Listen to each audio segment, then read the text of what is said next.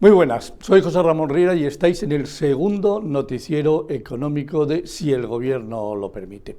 Hoy vamos a tratar varias noticias, de ellas si las vamos a ir agrupando por intereses en lugar de por fechas de aparición. La primera es muy sencilla y muy clara. Es decir, Bruselas en estos momentos no se fía en absoluto de las previsiones del Gobierno. ¿Por qué? En primer lugar, porque no las ha presentado todavía. Es decir, el Gobierno debería haber mandado el día 20 de septiembre los datos previstos para los próximos 4 años, en los cuales debía decir cuáles son sus objetivos con respecto al déficit, de acuerdo a lo que ha marcado el Parlamento Europeo. Bien. Eso, que debería ser bajar hasta el 1,5% en el cuarto año. De momento, María Jesús Montero no se ha atrevido a enviarlo porque no tiene ni idea de qué es lo que puede llegar a presentar. Bien. En este tema hay un tema que es clarísimo, es decir, hay una obligación de bajar sensiblemente el déficit y en estos momentos el Gobierno no tiene ni idea de cómo planteárselo y al no saberlo, Bruselas empieza a entrar en alta preocupación. Le quedan hasta el día 15 de octubre para mandarle el plan. Pero lo que está claro es que en estos momentos el Ministerio de Hacienda ha perdido completamente el norte, no tiene nada claro qué es lo que le puede llegar a aprobar el Parlamento Español y al no tener claro qué le puede aprobar el Parlamento Español, no tiene nada claro qué es lo que tiene que mandar a Bruselas para dejar a Bruselas tranquilo. Con lo cual, están hechos completamente un lío y por otro lado, Bruselas está enormemente preocupada. Vamos a la segunda noticia, en que también está relacionada con este tema, y es que, según dice el Vox Populi, en estos momentos, para darle satisfacción a Bruselas hay que bajar 10.000 millones de euros. Vox Populi hace la estimación de lo que tiene que bajar el Gobierno en base al techo de gasto para que así eso se quede igual, pero no es cierto. El gran problema es que para bajar 10.000 millones, lo tiene muy fácil el Gobierno, no tiene prácticamente ninguna dificultad. El problema está en que si hay presupuestos generales, tiene que incluir en los presupuestos generales la independencia fiscal de Cataluña. Y la independencia fiscal de Cataluña le cuesta 23.000 millones más. Es decir, 23.000 millones menos de ingresos, con lo cual no es que tenga que bajar 10.000, tendría que bajar 33.000, pero con eso dejaría a las comunidades autónomas con 23.000 millones de euros menos. Es decir, tiene que volver a subir en 23.000 millones lo que tendría que repartir entre las comunidades autónomas. Con lo cual estamos hablando de que realmente si presenta presupuestos generales del Estado, lo que el Gobierno va a tener que hacer frente es a un déficit de 50.000 millones de euros si llega al acuerdo con los catalanes y les presenta un proyecto de independencia fiscal o de, como ellos quieren llamarle, del cupo catalán o como realmente sería es del concierto catalán, porque el cupo es lo que nos devolverían al resto de los españoles. Es decir, el Gobierno está en estos momentos en lo que se llama en ajedrez, en una posición que haga lo que haga, pierde. Si no presenta presupuestos generales, tiene un problema porque Bruselas no le va a creer en absoluto que sea capaz de reducir el déficit. Y si presenta presupuestos generales y los hace como tiene que hacerlos, tiene un problema monumental de que el déficit se le va a disparar realmente en 50.000 millones.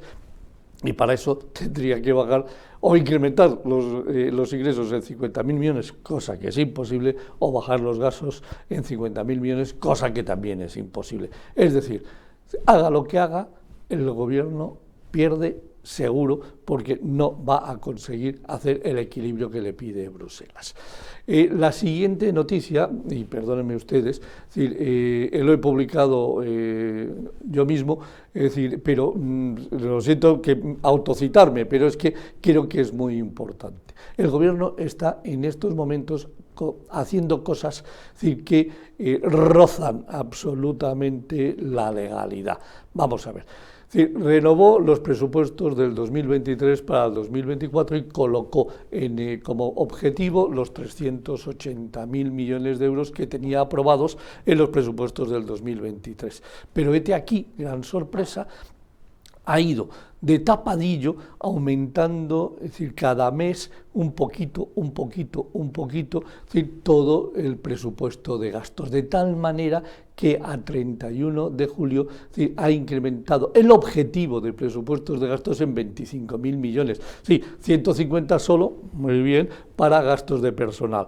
Pero es decir, ha incrementado en 10.000 millones, ha incrementado en 2.300 millones los gastos financieros, en otros 2.000 millones los gastos corrientes, en otros 12.000 millones las transferencias corrientes. En total, todo esto suma la bromita de 25.000 millones más en operaciones no financieras, que es como se controlan los déficits, tanto contable como fiscal, como monetario, entre lo que tiene que presentar el Estado a Bruselas. Así que la realidad, es decir, no se va a gastar lo que tenía presupuestado, de acuerdo al año 2023, sino que de tapadillo ha metido 25.000 millones hasta julio y por lo tanto podemos estimar que esto puede suponer llegar a unos 35.000 a 40.000 millones de euros más de gasto a finales del año 2024.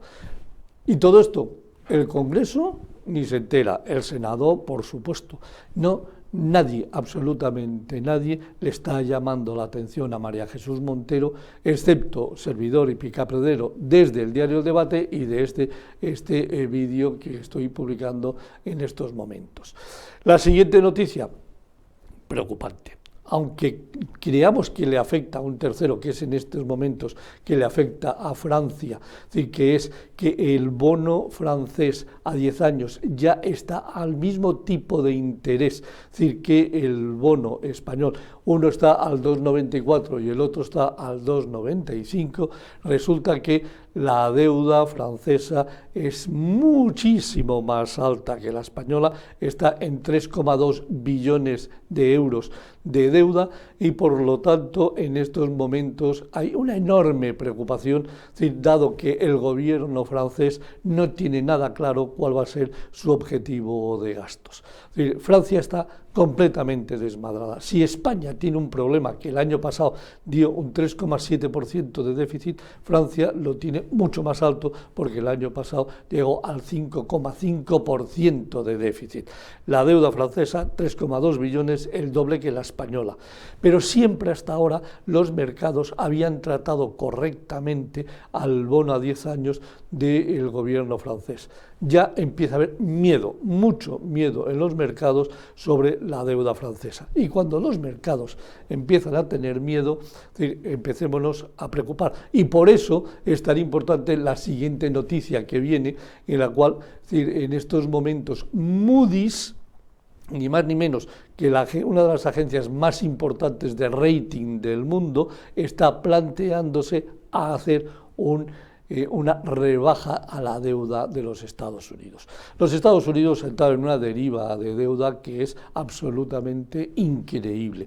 Ha crecido con esta última administración casi 10 billones europeos, 10 billones en deuda más. Es decir, en estos momentos supera el 120% del PIB de los Estados Unidos y tiene aproximadamente 1 billón de intereses de la deuda al año. ¿Qué sucede? Hasta ahora, las tres grandes del rating, Fitch ya le había bajado de AAA a AA, a pequeña, Standard & Poor's no se ha manifestado, pero Moody's ya dice que teme en estos momentos por la deuda de Estados Unidos y se está planteando bajarla al nivel de Fitch, AA mayúscula, A minúscula, que ¿qué significa en cualquier caso? Es bajar el rating de la deuda americana y por lo tanto tener mayores dudas de la capacidad del gobierno de los Estados Unidos de repagar la deuda y amortizarla en un momento determinado.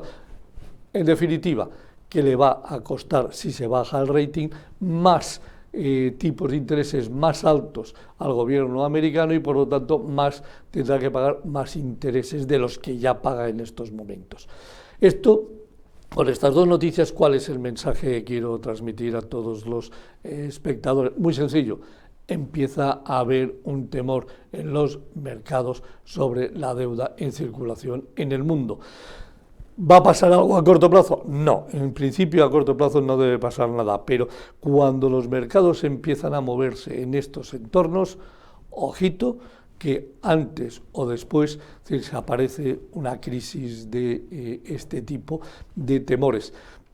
Hay un tema clarísimo que hasta va a ayudar a la economía americana, que es la bajada del barril del Brent, es decir, que se está quedando alrededor de los $70 y puede llegar a bajar más, que va a favorecer el crecimiento de la economía americana y por lo tanto también el crecimiento de los ingresos. Pero cuidado, es decir, el gobierno americano, igual que el francés, igual que el español, tienen una deriva de gasto muy superior a los ingresos y por lo tanto, es decir, en los mercados llegará un momento en que les van a penalizar de forma sustancial.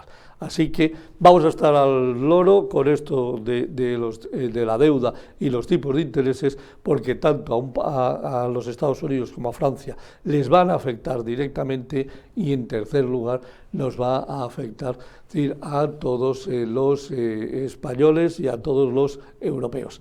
Y por último, vamos a por la noticia con respecto a las inversiones en España. Primero, una noticia terrible, es decir, debido a nuestro posicionamiento con respecto al mercado chino, las inversiones de Estados Unidos en España han caído un 61% y estamos muy por debajo incluso de la época de la pandemia. Es muy preocupante que el gran inversor en el mundo, que son las empresas americanas, es decir, en estos momentos se estén planteando no invertir en España. Es decir, y esto, es decir, ¿qué significa? Que nos va a doler directamente en el crecimiento del Producto Interior Bruto. Las inversiones extranjeras que favorecen la creación de plantas, de edificios, de riqueza y por lo tanto de valor para el país. Si estas inversiones no llegan, ¿qué es lo que vamos a ver? Es decir, cómo las empresas americanas terminan invirtiendo en otros países, porque ellas sí que invierten. Ya lo decíamos la semana pasada cuando vimos que Intel había tomado la decisión de invertir 80.000 millones en Europa, ahora lo que estamos viendo es que los Estados Unidos están dejando de invertir en España. Pero no solamente los Estados Unidos, y aquí vamos a la última noticia, es que en general hay un temor tremendo a invertir en España por varios motivos. El primero de todos, por la regulación. En España nos hemos saltado por todos los sitios, es decir, las inversiones extranjeras en cuanto a la legalidad. Es decir, estamos hablando del tema de renovables, es decir, los extranjeros invirtieron enormes cantidades de dinero en temas de renovables, se decidió posteriormente cargarse el pago de los intereses a esas inversiones y en estos momentos, es decir, estamos perdiendo una tras otra los juicios a nivel internacional y por lo tanto al perder, es decir, esos juicios estamos teniendo que empezar a pagar, es decir, por digamos ese tipo de reclamaciones. Nos embargaron el aeropuerto de Luton, nos embargaron otras, el Instituto Cervantes en Londres, nos están embargando, es decir, muchos bienes en Estados Unidos y eso ¿qué produce? Una inseguridad jurídica. Esa inseguridad jurídica ¿a dónde nos lleva? Pues nos lleva ni más ni menos a que nadie quiere invertir en estos momentos con un gobierno socialista comunista, es decir, que no tiene nada claro que su interés es la defensa de los intereses de los inversores extranjeros y por lo tanto, en lugar de venir el dinero a España, se va a ir y se va a dirigir a otros mercados porque en otros mercados la seguridad jurídica es muy superior. Así que estas es todas las noticias que hoy quería comentaros en este segundo noticiero. Llegaremos, es decir, la semana que viene con más noticias y vamos a manteneros permanentemente informados de todas las noticias nacionales e internacionales que correspondan a este tipo de asuntos. Así que nos vemos en el próximo noticiario económico de Si el Gobierno lo permite.